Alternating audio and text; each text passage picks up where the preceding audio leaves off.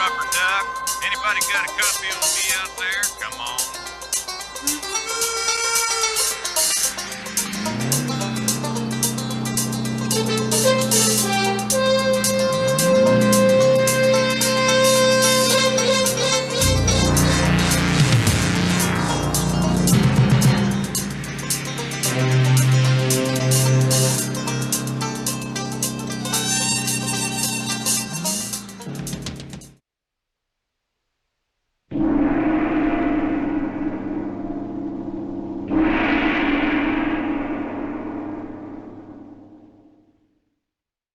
Hello and welcome to another episode of It Could Have Been a Classic, and it's been a while since I've done anything. Sorry, I've been busy, but this is one film I watched over the weekend and I just had to talk about it.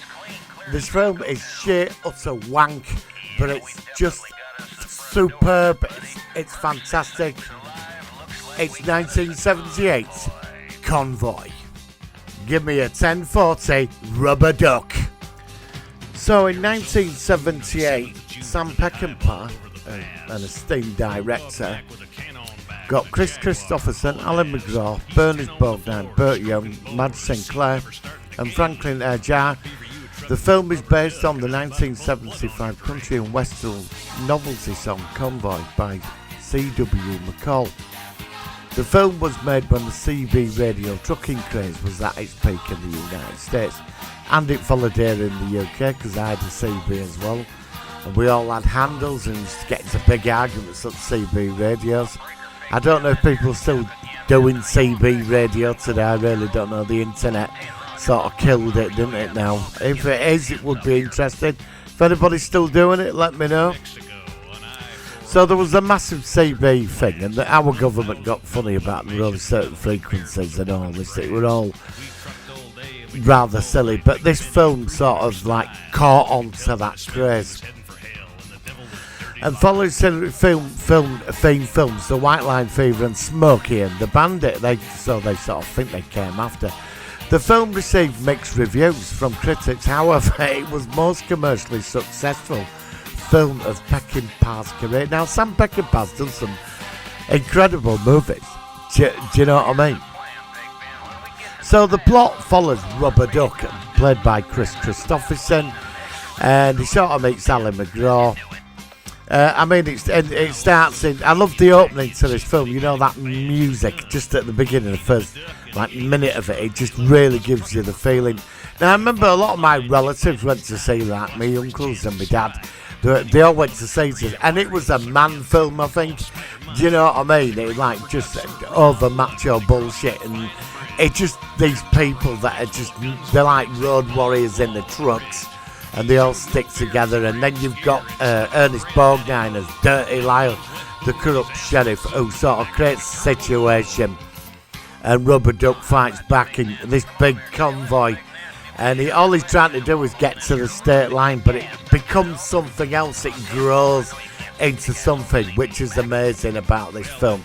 So in the Arizona desert, truck driver Martin Rubber Duck Penwald is passed by a woman in a Jaguar XK-E, then runs into fellow truck drivers Pigpen, Love Machine, and Spider Mike. And when another trucker informs them over CB that they are okay to increase their speed, the trucker turns out to be Sheriff Dirty Lyle. So he's setting them all. I mean, he's not having it because he's like, Sheriff Lyle's like the king of the road, you know what I mean? And these are like the rebels. A long-time nemesis of the Duck who extorts them for $70 each. The truckers head on to Rafael's Glide, where the Duck's sometime girlfriend, Lyle's wife, Violet, works as a waitress. So he's at it with his wife, no wonder he's pissed.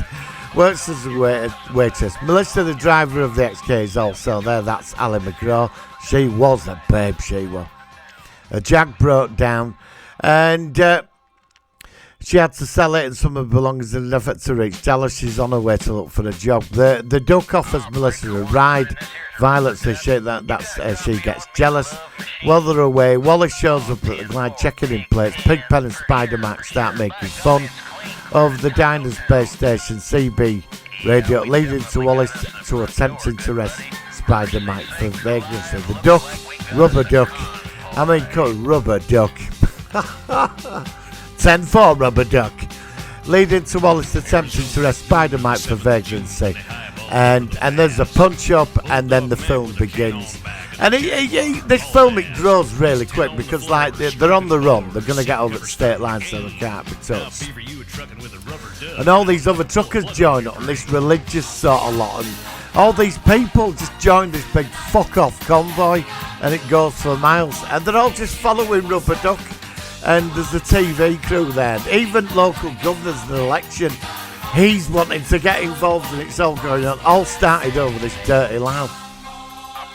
And Spider Mike, he has to go because his wife's having a baby. He drives off, but some of the sheriffs nick him and they beat him up. And it's like Rubber Duck's talking to his governor saying, look, you know, but Rubber Duck's not, I'm not on this plane. All these people are just fucking following me and I don't know why. And then they find out Spider Mike's been arrested. And they turn up, wreck, and then all these trucks turn up, flatten this town. And they get him out of prison, and Rubber Duck's there, and he's going to beat Lyle up, dirty Lyle. And Spider-Man saying, "What name? He never touched me." It was the other two sheriffs, and that's it. And so I don't know the film. This film takes a life of its own. There's no logic to it, but it's great, and it's a feel-good movie. Do you know what I mean? I mean, this is like one of these films you'll put on once a year. And think, you know, it's utter wank, but it's fantastic. Do you know what I mean? They don't make shit like this anymore. And it's a great film. I mean, the casting in this film is superb. But the story is, he's, you know, just this big convoy and he's heading somewhere. And then it all comes down where they get, like loads of the police block the road. And Rubber Duck just charges through with the entire convoy to get to the Mexican border. And then it's like a standoff with a sort of tank and police line over this bridge. And Rubber Duck, he's like revving it up with gear shift, you know, in the truck. And that's it, he goes, and they blow the shit out of his truck at the end, right? We all think he's dead, and then it gets really weird. They have this big funeral for him and all these trucks driving around and all this. And, do you know what I mean? Alan McGraw's gutted. You're thinking, is Rubber Duck dead? He can't be dead. And it all ends up where Rubber Duck survives. He's on the bus with the Christian bus, and he's there, he picks her up. And it just finishes where, like, it's the hypocrisy of the politics this film attacks as well, because it makes out that the politicians are out for themselves. There's the same with politicians where they're calling, like, all the truckers, saying rather derogatory, well, they're just people, they're common people, but we need them to vote us in. This could be an issue for us. And they all get to make look stupid old truckers. They're just like, governors go, where are they all going? They're all just off on another convoy, I suppose, with his body.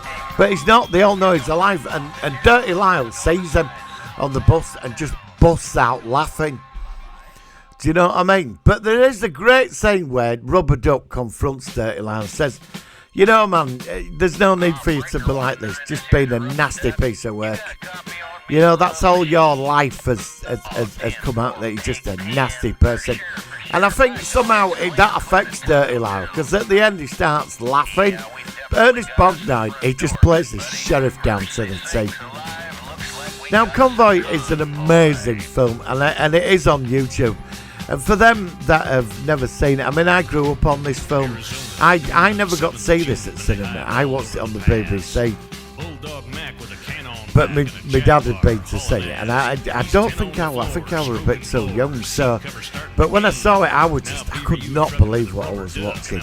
So the production, Convoy was filmed almost entirely in the state of New Mexico. Production began in 1977.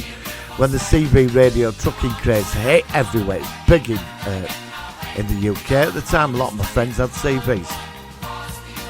At its peak, made during the same period as such films Smoking the Bandit, Handle with Care, Breaker Breaker and Highballing, as well as the television series Moving On. You remember BJ and the Bloody Band? I'm going to have to cover that at some point. During this period of Sam Peckinpah's life, it was reported he suffered from alcoholism, and drug addiction. His 4 previous films, Cross the Vine, superb movie that, Cross the Vine, one of the best war films I've ever seen. The Killer Elite and the Pat Garrett and the Billy the Kid had struggled at the box office. I cannot believe Cross the Vine struggled. And the director needed a genuine blockbuster success. Unhappy with the screenplay written by B.L.W. Norton, Peckinpah tried to encourage the actors to rewrite, improvise and ad-lib their dialogue, with little success. Another departure from the script. Peckinpah attempted to add a new dimension to the film by casting a pair of black actors as member of the Convoy, Madge Sinclair and Francine Ager as Spider-Mike.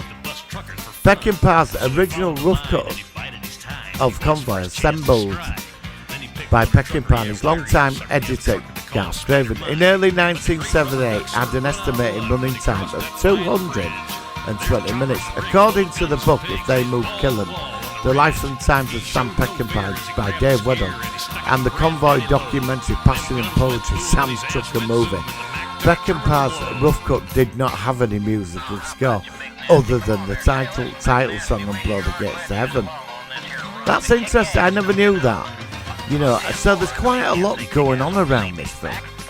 After a second screening of Peckinpah's rough cut, EMI executive Michael Daly fired Peckinpah and Craven from the film in mid-March and promoted editor Greg Clipper to supervising editor, drastically reduced the running time of the film for a June 78 release. Garma Simmons, author of Peckinpah, a portrait in the montage, said that EMI and Clifford's version of Convoy cut the guts out of it. Ooh. Questioned about the production of Convoy in an interview, Peckinpah's quote saying, in preparing Cross the Vine, I kept hearing on Armed Force radio this song about We'll Hit the Gate going 98, let them truckers roll 10-4, and I said, by God, I'd like to be on that highway. So I got out there, but I ended up not being there at all. The picture finished 11 days behind schedule at a cost of $12 million, more than double its original budget. The famous scene where the tanker trucker goes off a bridge and explodes, that was filmed in Needles, California. Peckinpah has a cameo as a soundman during an interview scene. Rubber Duck is generally represented in a 1976 Mack RS712 LST, although several other Mack RS700L series trucks were used as doubles and props. The film was released in Japan in 1978, theatres in the United States, Canada and June, and the UK. Film Convoy was a commercial success and maintains a robust cult following. Beautiful. This film is just wonderful. It received mixed reviews from critics upon its initial release. It holds an approval rating of 50% on Rotten Tomatoes. Fuck Rotten Tomatoes. This has got an 80% approval rating from Couldve been a classic. Vincent Canby of the New York Times thought the film has been before made much less expensive and much more entertaining by direction. Oh, fuck off, man. You get these up-the-arse film critics back in, back then.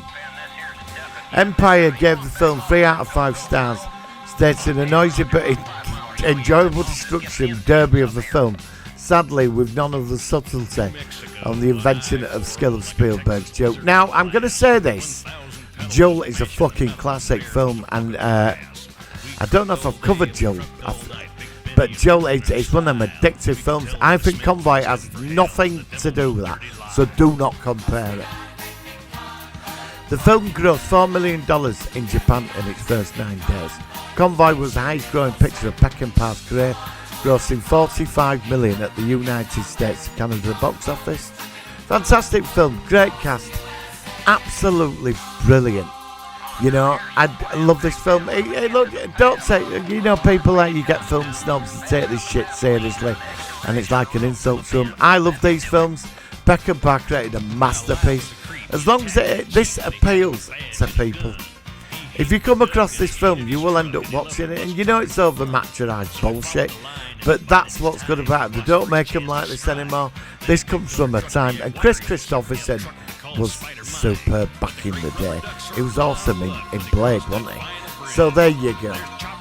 So I've enjoyed watching this film, and I felt I had to do a Could Have Been Classic special on this movie. So that's my thought. Now, does this go through? Fuck yeah. This has gone through straight away. You know what I mean? Convoy, you are a classic. So there you go, guys. I will see you on the next video. Please give this video a subscribe. Please give us a like. And let me know your thoughts on Convoy the movie, because I'd like to hear your comments. So, it's a life for mortal, and I will see you on the next video. Smile from dirty old Lyle shows south from the North Texas shore.